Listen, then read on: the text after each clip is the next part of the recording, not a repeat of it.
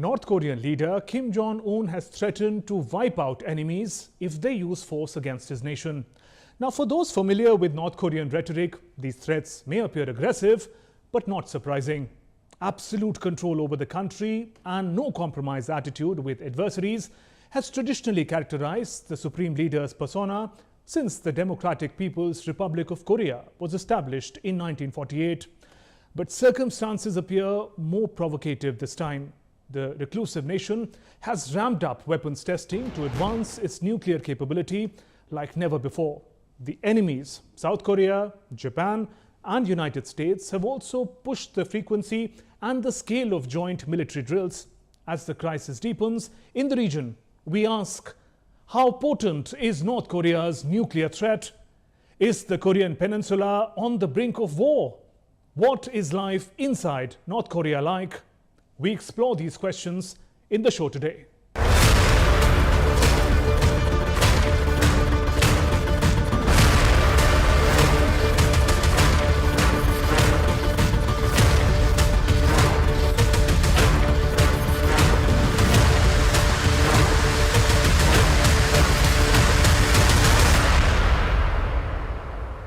Since the bifurcation of the Korean Peninsula, one key objective that drove North Korean militarization was the reunification of the South. But priorities change. By the end of 2023, Kim declared that peaceful reunification was impossible. In January 2024, Kim Jong Un addressed the Supreme People's Assembly and concluded that the constitution should be amended to educate the North Koreans that South Korea is a primary foe, invariable principal enemy. A level-headed judgment of the special environment in which the most hostile state, the Republic of Korea, exists in our nearest neighborhood, and of the situation in which instability of the regional situation is soaring due to the US-led escalation of military tensions, has found that the danger of the outbreak of a war to be caused by a physical clash has considerably aggravated. Kim Jong Un's call for constitutional changes come as tensions have worsened in the Korean Peninsula. The reclusive nation has fast expanded its weapons arsenal, particularly the nuclear capability. According to Washington-based Arms Control Association, by 2023, North Korea had amassed around 30 nuclear warheads and acquired enough raw material for 50 to 70 nuclear weapons. Also, the country has developed advanced chemical and biological weapons programs. North Korea has not tested a nuclear weapon since 2017, but the analysts say it has most likely continued to produce uranium and plutonium for warheads. Now, a capable nuclear weapons ecosystem also requires an advanced weapons delivery system like missiles. After assuming leadership, Kim Jong Un initiated a focused campaign to enhance and advance North Korea's ballistic missile program. From 2012 to 2024, North Korea has conducted over 220 missile tests. The number of tests peaked in 2022 at over 90 missile launches. In 2023, North Korea is reported to have tested some 36 missiles. This year, there have been at least 4 rounds of missile tests already. Over the years, the regime has unveiled a range of missiles with progressively longer ranges, from short and medium-range missiles to hypersonic missiles, submarine-launched missiles to long-range intercontinental ballistic missiles, also called ICBMs. Now, its most advanced ICBM, Hwasong-18, in fact, has a maximum range of around 15,000 kilometers. Now, that's enough to reach anywhere in the continental United States. The North is also enhancing its underwater attack capability in response to military maneuvers of the navies of the United States and its allies. In January, the state media KCNA announced North Korea conducted a test of its underwater nuclear weapons system, the test of HALE 523 system, a name North Korea has given to its nuclear-capable underwater attack drones, was carried out in the waters of its east coast. Dubbed HALE, which means tsunami, it is intended to make sneak attacks in enemy waters, destroy naval strike groups and major operational ports by creating a large radioactive wave through an underwater explosion. This year, North Korea also tested a new submarine-launched cruise missile to accelerate its Navy's nuclear armament. Now let's talk about North Korea's allies. They are few but powerful. China's support for North Korea dates back to the Korean War of the 1950s. The two nations have a mutual aid and cooperation treaty, including close defense partnership. While traditionally China is perceived as the closest ally of North Korea, the relations between North and Russia have seen significant boost lately. Earlier this year, North Korean Foreign Minister Cho Son-hui paid a rare visit to Russia. Kremlin said it will develop ties with North Korea in all areas. North Korean Foreign Minister held talks with her counterpart Sergei Lavrov of Russia as the two countries deepen economic, political and military ties. A sign of the growing bonhomie, in February this year, about 100 Russians flew to North Korea for a private tour, becoming in fact the first foreign group to visit the reclusive state following the COVID pandemic in a landmark trip summed up by the Russian embassy as Pyongyang opens its doors. Russia has stepped up ties with North Korea since the start of the war with Ukraine nearly 2 years ago. The West accuses Moscow of using North Korean-made ballistic missiles against targets in Ukraine. Let's now talk about the other side, North's adversaries. South Korean President Yoon Suk-yeol has criticized North Korea's move to define the South as a hostile country. He also warned North Korea may try to disrupt the general elections in South Korea later this year. North Korean authorities define South and North Korea as two hostile countries, not same-race countries. This shows the North Korean regime acknowledging their nature as anti-national and ahistorical. Amid escalating tensions in the Korean Peninsula, South Korea, Japan and the United States have bolstered their cooperation.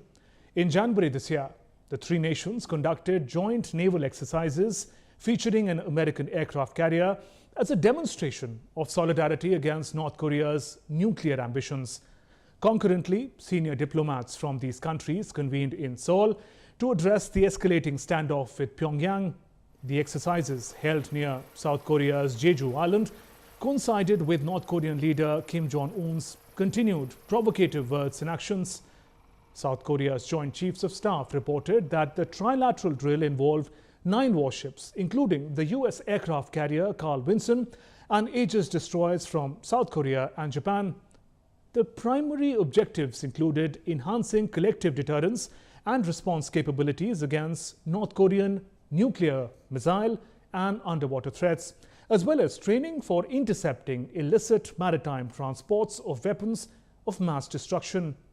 Now, at the same time, President Yoon has advocated for stronger assurances from Washington regarding swift and decisive utilization of its nuclear capabilities to defend its ally in the event of North Korean nuclear attack. Now, among these allies, Japan and South Korea confront a dual threat posed by an assertive China and a destabilizing North Korea, alongside the resurgence of Russia as a Pacific power.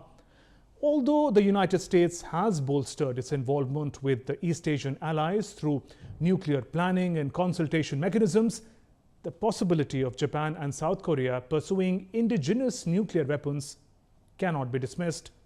Could this become a trigger for nuclear proliferation and bring the region on the brink of a catastrophic conflict?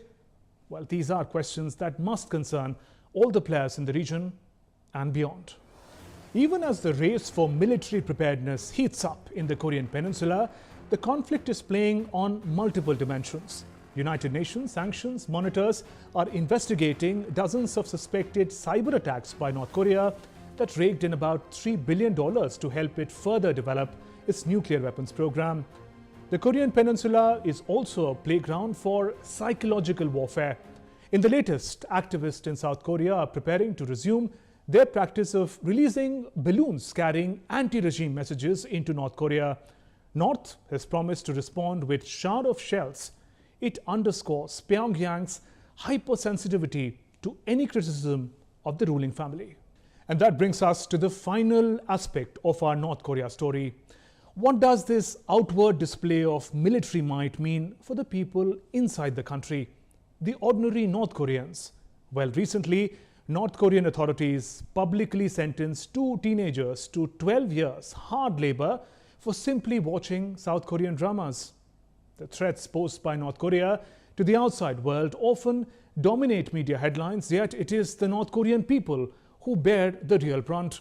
Accounts of people who have escaped from the regime paint a picture of what it must be like to be an ordinary citizen of this hermit nation. To safeguard the regime's propaganda and ideology, North Korean government endeavors to cut off its citizens from the outside world. The isolation takes various forms. There is physical isolation, with strict laws prohibiting North Koreans from leaving the country without government approval.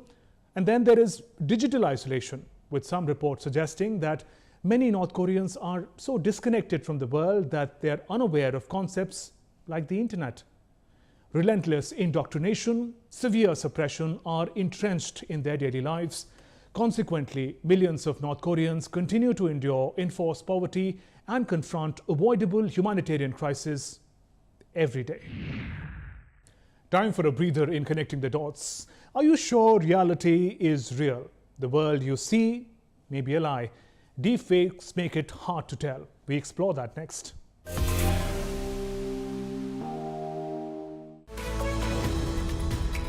We just don't bring you the news as it unfolds. We get to the heart of the matter. We don't just present facts, we demystify complex social, political and economic events. We break stories that shape the world's present and future because you deserve the truth. I am Tanvi Taneja from New Delhi. I'm Ollie Barrett from London. I'm Nick Harper from Washington, D.C.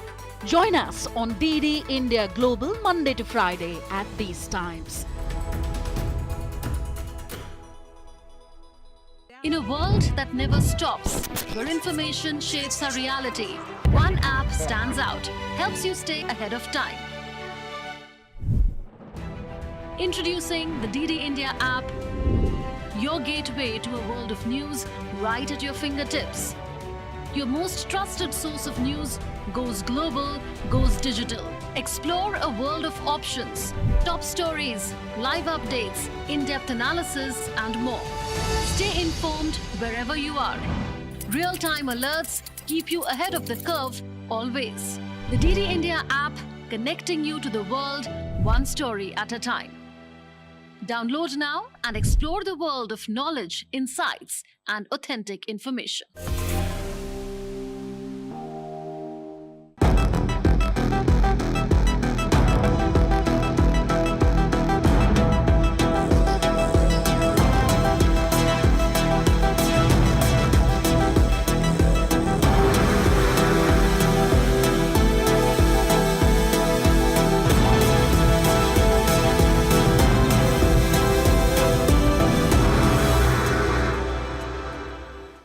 Imagine a world where reality is no longer real. A world where anyone, anywhere can be made to say or do anything, all with a click of a button. Welcome to the era of deepfakes. Deepfakes use advanced AI, artificial intelligence technology, to create a completely new video or audio with the aim to portray something that didn't actually occur in reality. So what exactly is deepfake? The term deepfake comes from the underlying technology, deep learning algorithms. These algorithms teach themselves to solve problems with large sets of data and can be used to create fake content of real people. Remember those TikTok videos of Tom Cruise? It's all the real. The reality is it wasn't the Hollywood star at all. Those videos were deepfakes, fooling millions into believing the impossible. But deepfakes aren't just harmless pranks.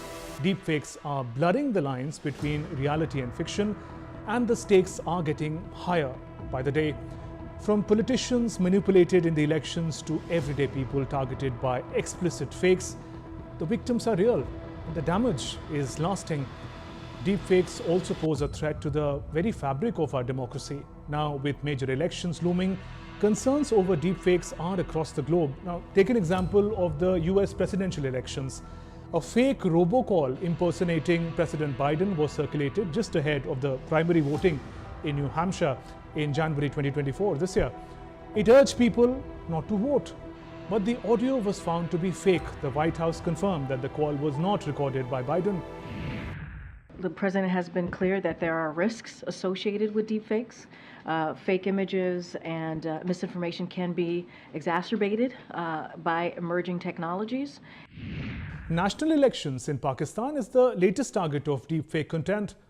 Political parties weaponize deepfake contents to dissuade opponents' voters based from exercising their franchise. AI-generated deepfakes are also bringing dead people back to life. Ahead of elections in Indonesia, a video of the country's former dictator, Suharto, who died in 2008, asking for votes for this year's elections went viral. The video was created using tools that clone Suharto's face and voice. Deepfakes can potentially interfere in warfare as well. In 2021, Ukrainian President Volodymyr Zelensky appeared in a minute-long video published on social media, telling his troops to lay down their arms and surrender to Russia. Can you believe it? The video was fake. In February 2023, Nigerian voters faced a different kind of manipulation. A fabricated audio clip featuring the voice of the presidential candidate Atiku Abubakar, supposedly plotting to rig the election.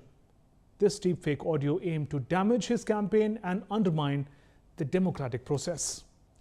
Detection of deepfakes remains a challenge. It is almost impossible to distinguish between what is real and what is deepfake. Not just politicians. Explicit deepfake images of pop star Taylor Swift went viral on social media in January. It already received 47 million views rapidly before being taken down from X. The incident drew expressions of concern from the White House. Earlier, Marvel series actor Xochitl Gomez spoke out about finding sexually explicit deepfakes with her face on social media and not being successful in getting the content removed. Indian actor Akshay Kumar has become the latest victim of deepfake. A viral video on social media shows Akshay Kumar promoting a game app. The video was found to be a deepfake. The actor said he's upset about the misuse of his identity and has taken legal action against the source. Earlier, a deepfake video of Indian actor Rashmika Mandana went viral on social media. The actor took to social media to share her despair over the viral video. In her comments on X, she said something like this is extremely scary, not only for her, but also for all those who are vulnerable to misuse of technology. Deepfake doesn't only have its victims as celebrities, but perhaps most terrifying of all is the threat deepfakes pose in our financial security. Deepfake has increased the risk of financial frauds. Look at this report.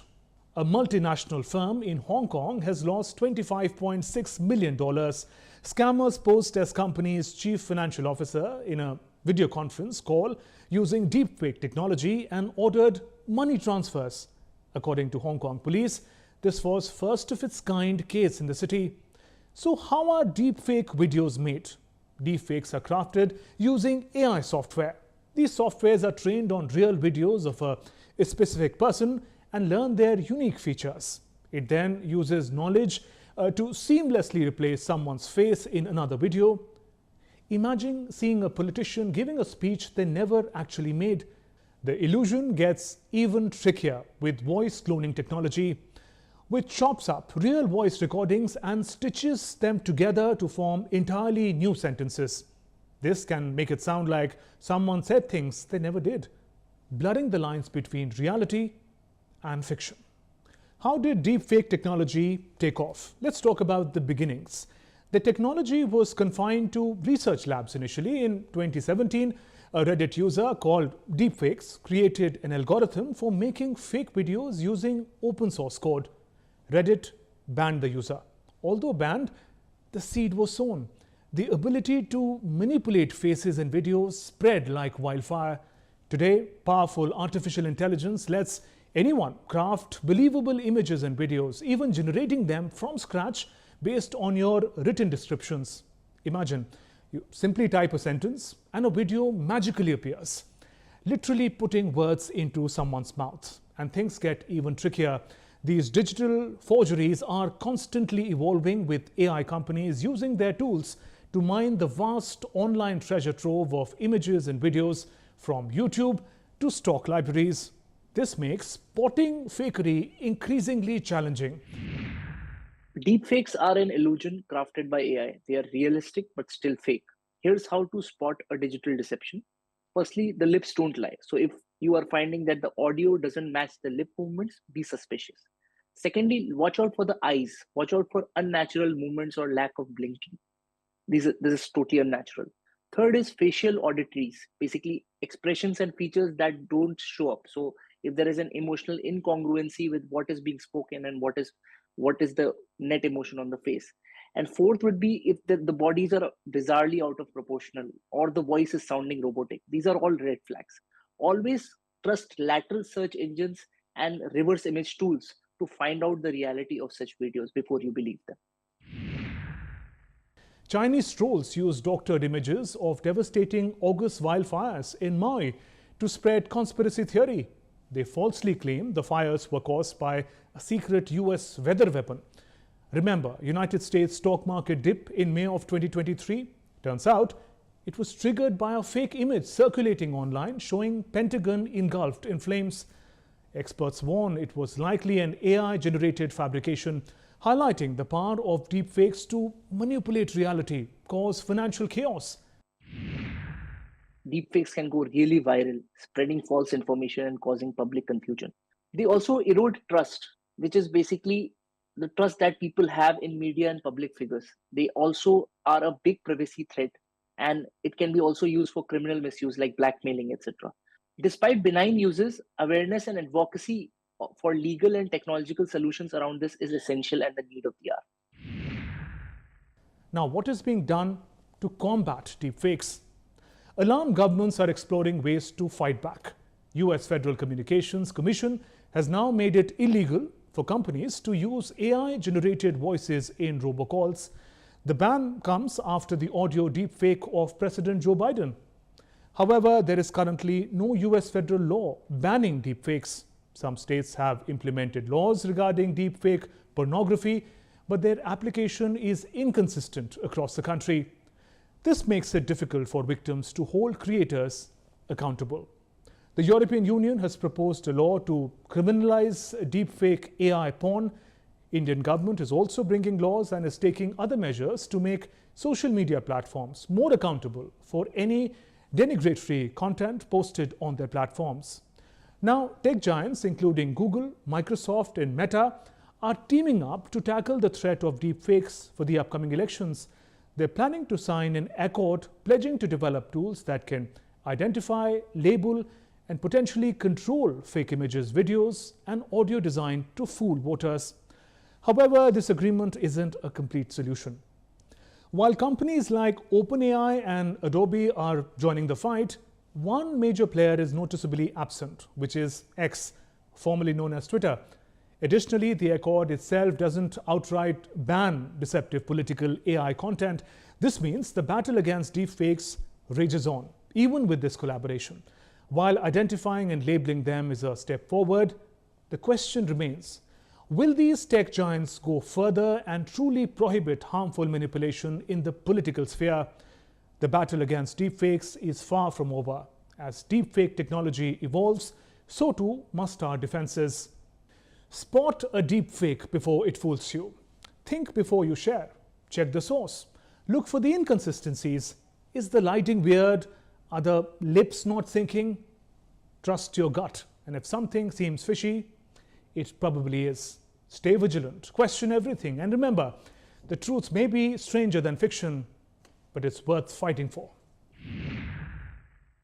Well, that's all in this edition of Connecting the Dots. We'll see you next week with more raging issues that touch our lives and imagination.